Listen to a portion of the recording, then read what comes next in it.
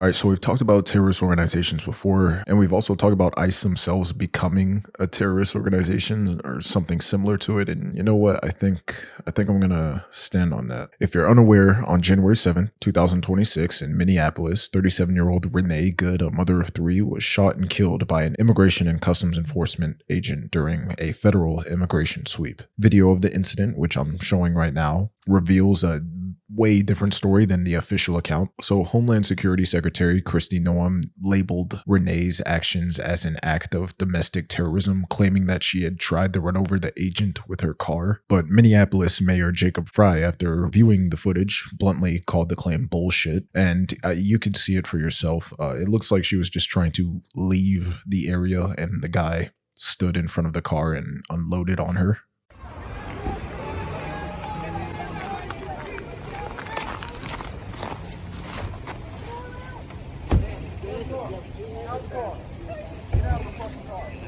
No! No! Shame! Shame! Oh my fucking god! What the fuck? What the fuck? You just fucking, what the fuck did you do? That's fine, dude.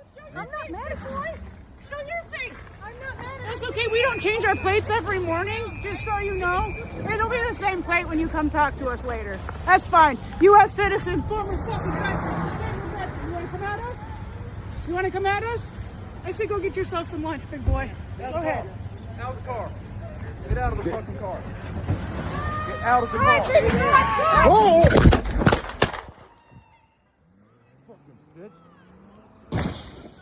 Regardless, President Trump and Vice President J.D. Vance publicly blamed Rene Good for her own death. And all of this has unfolded amidst the largest ICE crackdown in state history, as over 2,000 federal agents have flooded Minnesota in what the White House has called anti-fraud and immigration enforcement surges. Of course, the immediate aftermath of Rene Good's death has been chaos, as state investigators have found themselves blocked from the case. The FBI seized control and denied Minnesota authorities access to evidence like video and ballistics. And in response, Minnesota's Attorney General Keith Ellison and Hennepin County's prosecutor have launched their own effort to gather witness videos and information. Kristi Noem, of course, would double down defending the ICE officer, Agent Jonathan Ross, saying he followed his training protocol and declaring that Minnesota officials have no jurisdiction in the investigation. Basically, the guy's going to get away with murder, and we've seen thousands of people march in not only in Minneapolis, but in cities like Los Angeles and New York, all calling for justice.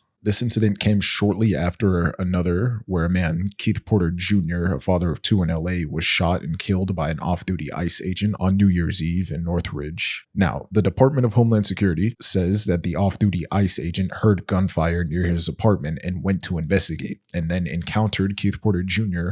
allegedly holding a long rifle, and the off-duty agent shot and killed him. Now, it's not an uncommon thing for people to shoot in the air on New Year's. I'm going to play you a video from just Chicago, and you could literally just hear.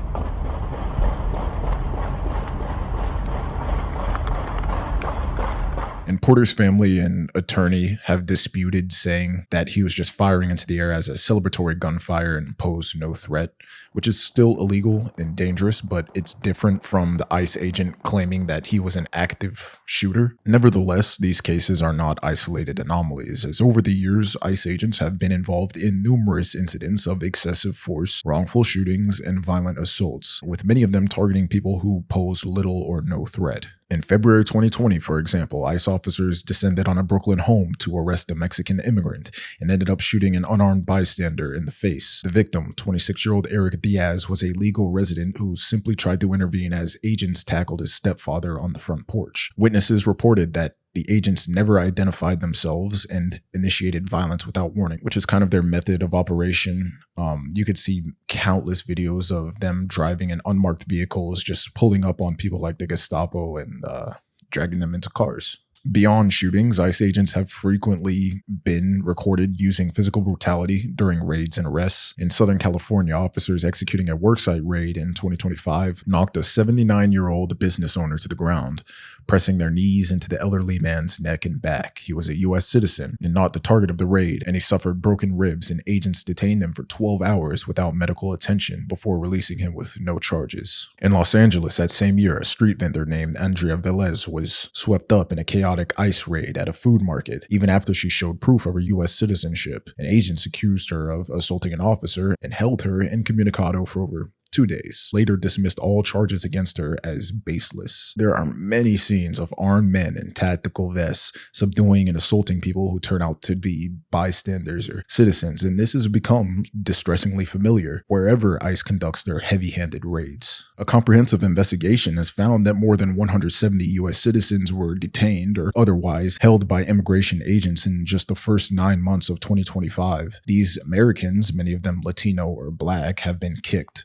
dragged, and detained for days by ICE or Border Patrol agents, in some cases suffering tasings and even gunshot wounds. The report by ProPublica has documented at least 50 citizens wrongfully held on suspicion of being, quote, illegal, and a little over 100 arrested under flimsy allegations that they, quote, interfered with ICE operations. Notably, nearly 20 children, all U.S. citizens, were among those detained by ICE during this period, including kids as young as toddlers who were kept in custody alongside their undocumented parents until lawyers and Congress members intervened for their release. When ICE isn't raiding homes or workplaces, they're detaining immigrants in a sprawling network of jails and for-profit detention centers. Inside these facilities, conditions have frequently been documented as overcrowded, unsanitary, and perilous, leading to outbreaks of disease and dozens of deaths. And indeed, ICE's own data showed detainees packed into facilities well past capacity, with limited access to showers or soap, which was a recipe for the rapid spread of illnesses like mumps,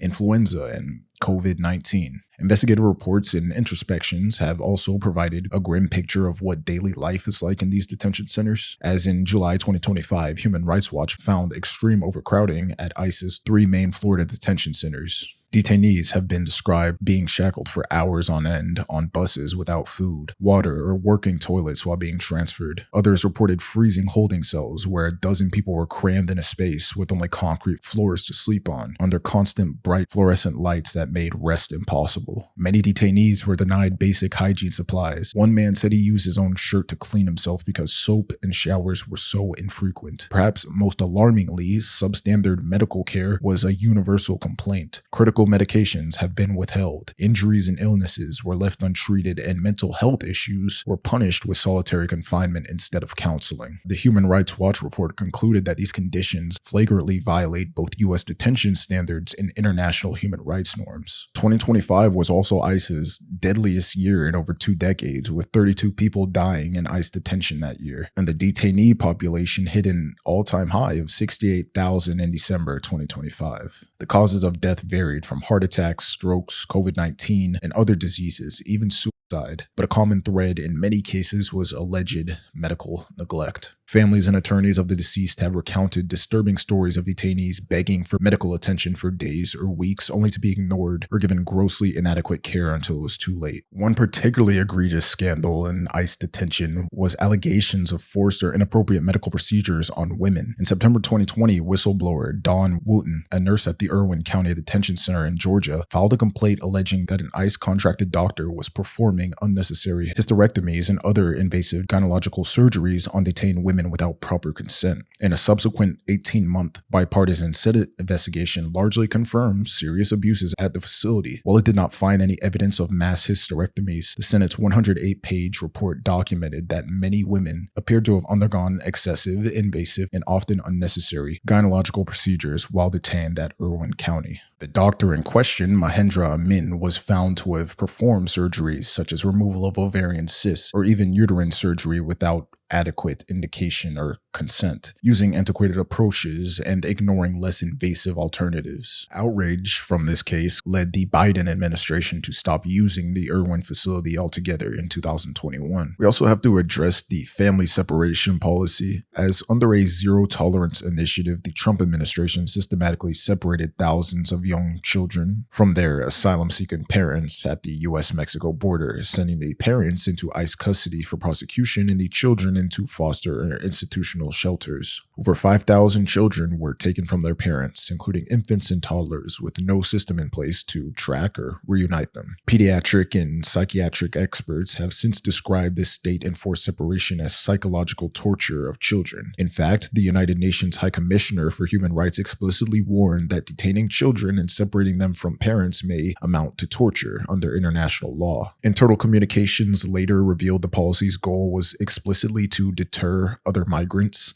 In other words, to traumatize families as an example to others. Of course, many of the children have suffered acute trauma, and some children have been so distraught that they were rendered nonverbal. And although a court order eventually forced to end the systematic separations and mandated reunifications, the damage has already been done, as years later, some families still haven't reunited, as some parents were deported without their kids, and the psychological scars, of course, still endure. While ISIS field operations have also been growing more extreme, the agency and its parent department, the Department of Homeland Security, has also been waging an aggressive propaganda campaign to shape public perception and recruit new agents. In recent years, ISIS public affairs strategy took a turn into what could be called New Age propaganda. We've seen them flood social media with meme-style recruitment ads, pop culture videos, and hyper-patriotic slogans designed to glorify the agency's work. Late in 2025, the White House's social media team celebrated ISIS deportation efforts by posting a string of viral memes. In one official video posted, it showed clips of ICE agents forcing shackled deportees on the buses and planes that were set to the pop song All American Bitch by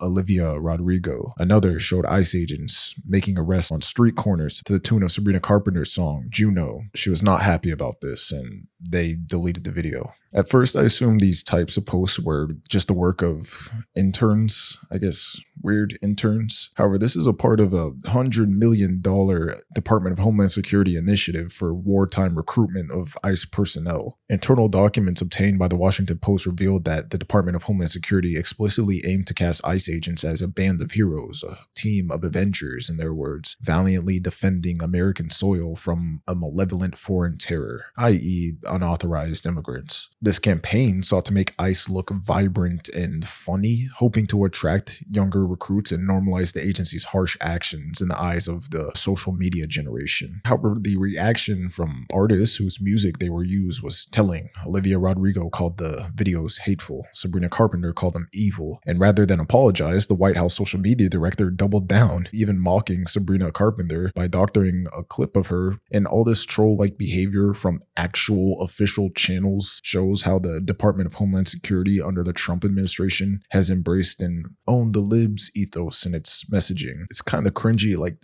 this is like, it's supposed to be a government organization. Like they're supposed to have some form of reverence, but you know. Now, in order to fulfill President Trump's order to dramatically expand ICE, as he pledged to deport 1 million immigrants a year, a quota that's never ever before been seen, the Department of Homeland Security set out to hire 10,000 plus new ICE officers in short order, and they did so by lowering their hiring standards and sweetening the incentives. In mid-2025, the Department of Homeland Security quietly dropped the minimum age from 21 down to 18, opening the door to straight out of high school agents. They also began offering up to $60,000 in student loan forgiveness to entice college graduates to join ICE, and at the same time, ICE heavily expanded its advertising buys on streaming platforms and social networks, which is why you'll see recruiting ads on like Twitter. It's crazy. They pretty much take anybody, which is why you'll see white nationalists join up just because there's xenophobic messaging already. Some people view the propaganda as white nationalist dog whistles. This has appealed to some members, yet there's a viral video of some guy with Nazi tattoos that's an ICE agent. Where's that fucking tattoo? Let me see this fucking shit. Yeah, get the fuck in your truck and get the fuck out of this city, dog. Dude. I mean it, bro. Don't make me fucking get on the phone and start calling people, because I'll have half this fucking city come down here and take you the fuck apart. Well, dude, I'm not even from nowhere around. We just come Fuck through. off, Nazi. Get in your truck and leave. Your whole fucking crew Nazis? No, man, we're not even from here. Where the rest of them at? Texas. Yeah? No, they're not. Go back to fucking Texas. Dude, I had this done years ago. I know, and it's still on your fucking face, Because bro. I ain't had no I time seen to that change before. it. I seen your fucking eyes, dog. Get the fuck out of my city, or I will fucking end you. Look at this fucking Nazi piece of fucking shit walking down fucking Lindale, bro. And it's worth noting that their recruitment efforts have had some success, as by the end of 2025, ICE announced that they hired 12,000 new officers and agents, a 120% increase in manpower, doubling the agency's size. Their annual budget also increased to over $42 billion. And with this level of funding and personnel, they have essentially become a domestic paramilitary force. And they take anybody. I promise you, they take anybody. You can join ICE if you wanted to. They have absolutely no standards. Like I said, ICE's budget has exploded as in mid-2025, Congress passed what was informally dubbed the One Big Beautiful Bill Act, which among other things allocated $170 billion to the Department of Homeland Security for border security and immigration enforcement over 4 years. That averages out to around $42 billion per year for ICE, Border Patrol, and related programs. And by comparison, in 2016, pre-Trump, ICE's annual budget was around only $6 billion.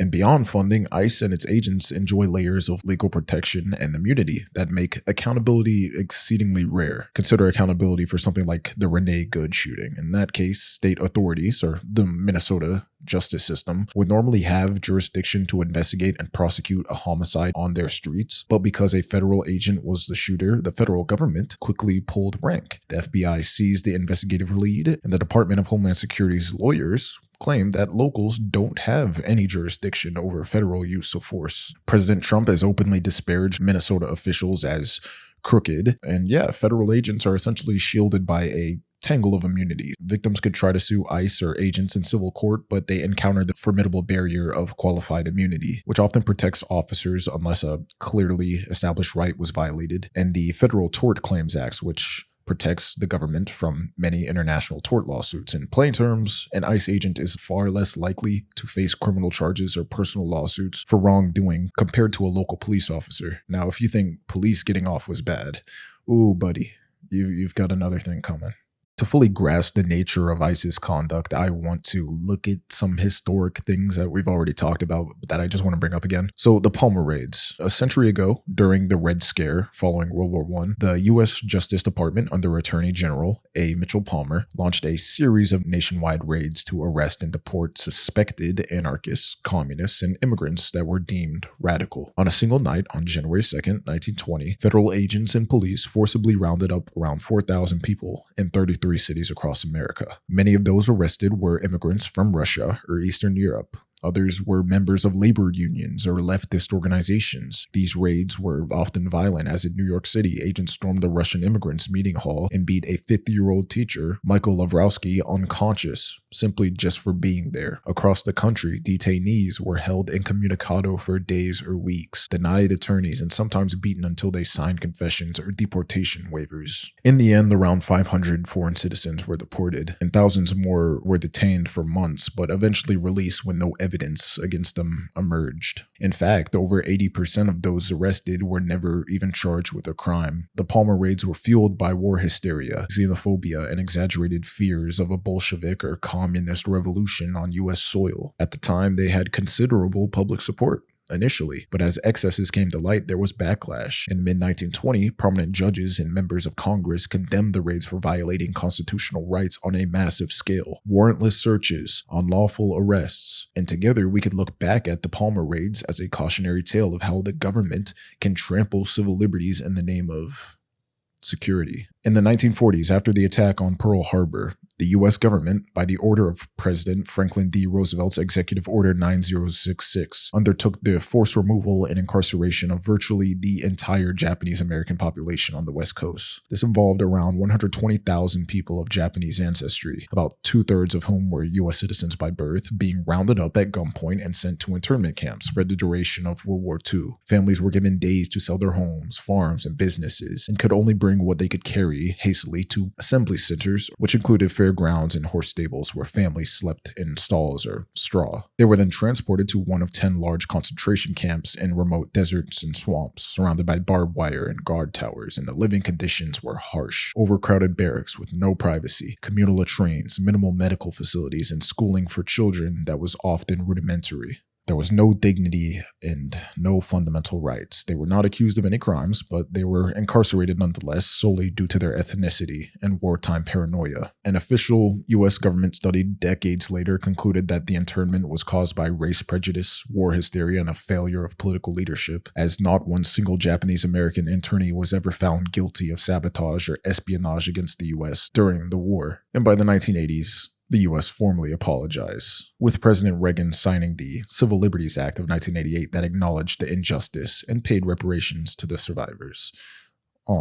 Now, like the Palmer raids, ICE conducts large-scale sweeps that target people based on broad profiles, i.e. raids of immigrant neighborhoods or workplaces rather than individuals with known crimes. In those sweeps, constitutional protections can and do fall by the wayside. For instance, ICE has been caught using administrative warrants, which are not reviewed by a judge, to burst into homes without consent, or pressuring people to allow entry by misrepresenting themselves as police, which they are not. Thousands of immigrants have been arrested en masse, reminiscent in scope of the Palmer dragnet. Like World War II internment, ICE's system of prolonged detention of migrant families, including the now-ended family separation practice, echoes the theme of indefinite incarceration without individualized trial for a whole class of people. The scale is smaller, of course, but the principle is similar. A government identifying a subset of population, that being unauthorized immigrants primarily from Latin America and the Middle East or Africa, in ICE's case, as a, quote, national security or internal enemy, and subjecting them to extraordinary measures outside the normal legal process. Another parallel I want to point out is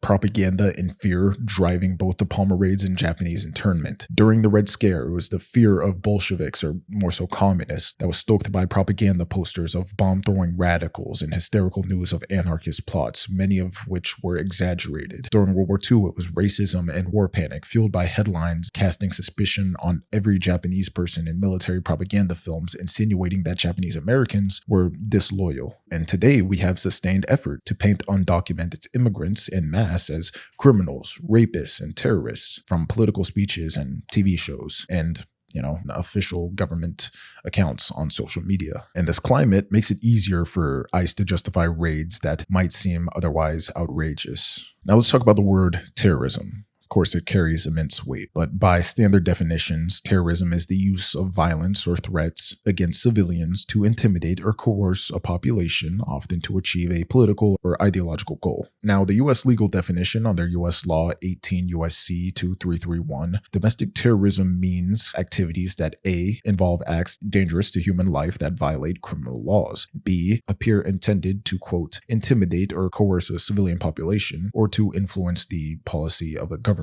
by intimidation or coercion, and C, occur primarily within the U.S. In short, if someone inside the U.S. commits illegal dangerous acts with the intent to scare civilians or pressure government policy, that's domestic terrorism by U.S. law. Now, internationally, there is no single universally agreed definition of terrorism. However, I'm going to point out a United Nations Security Council resolution, UNSC 1566 in 2004, described terrorism as, quote, criminal acts, including against civilians, committed with the intent to cause death or serious bodily injury, with the purpose to provoke a state of terror in the general public or in a group of persons, or to intimidate a population or compel a government or international organization to do or abstain from doing any act. They're very common elements: violence, civilian targets, and the intent to instill fear or force a change in behavior. ICE's raids and detention practices have clearly resulted in danger and harm to human life. life. Examples have already been discussed, including the shooting of people, Rene Good, Eric Diaz, also using potentially lethal force, pepper spray, assault that breaks bones, detaining people in life-threatening conditions, medical neglect leading to deaths, and knowingly inflicting severe psychological harms. These are not hypothetical situations. Real people have died, been injured, or have been traumatized as a result of ICE's actions. By any reasonable measure, ICE has engaged in violent acts and acts dangerous to life. Crucially, many of these violate U.S. laws or regulations. It's even been shown that on a local level, but guess what? They have been restricted by the feds from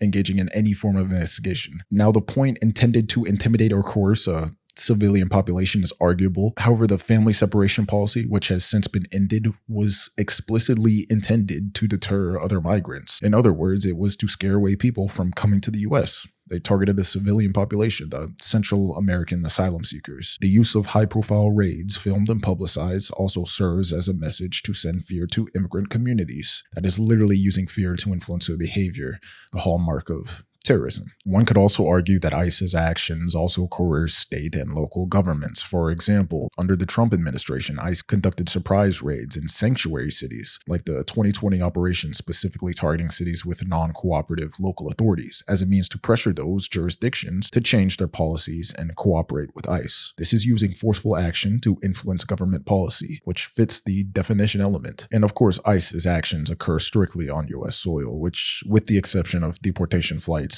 themselves. So yes, this is all domestic. Now, to be fair, ICE's official purpose is law enforcement, not political extremism. ICE agents might argue that they don't have the intent to terrorize, they're just doing their jobs, enforcing laws passed by Congress. And terrorism is usually associated with unlawful violence by non-state actors or rogue states. However, here we have lawful authority actors using violence, and this raises the concept of state terrorism or domestic state terrorism. Traditional definitions of terrorism often exclude acts by government's regular forces. However, many political scientists and human rights experts acknowledge that states can and do commit acts of terror, especially against minority populations, sometimes termed as state terror or terror by proxy. For example, when a government military deliberately massacres civilians to quell dissent, it's not usually called terrorism in media, but functionally it's terror from the victim's perspective. And in ISIS case, while individual operations may have justifications on paper, like serving a warrant or etc., the cumulative effect of its tactics is to instill widespread fear beyond specific targets. The civilian population impacted is not just those being arrested, but millions of others of similar profile who fear they could be next. You could be grabbed off the streets and detained by an ICE agent for no reason, and I want you to think about that. Furthermore, ISIS use of propaganda and disinformation,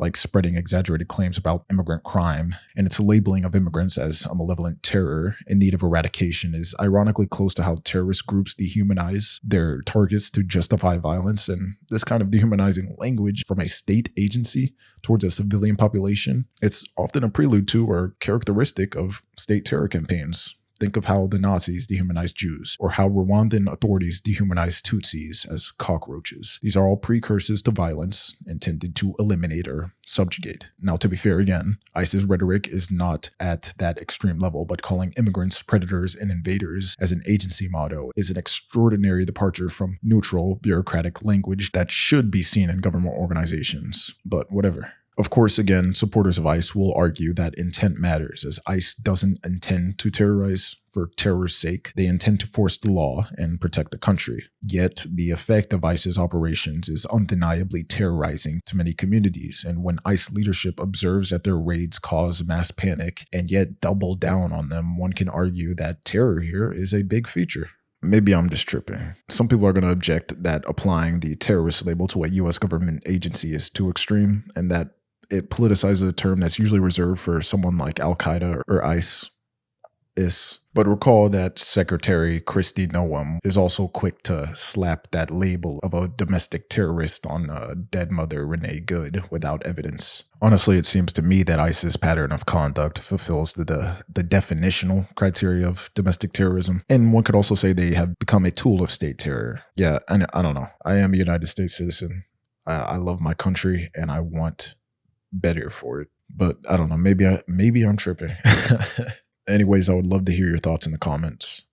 You guys have been getting really introspective on me, and I like that. So Yeah. And even if you disagree with me, please let me know. Thank you for listening. I hope you guys are doing well, like always. And yeah, I'll catch you in the next one. Love you, bro.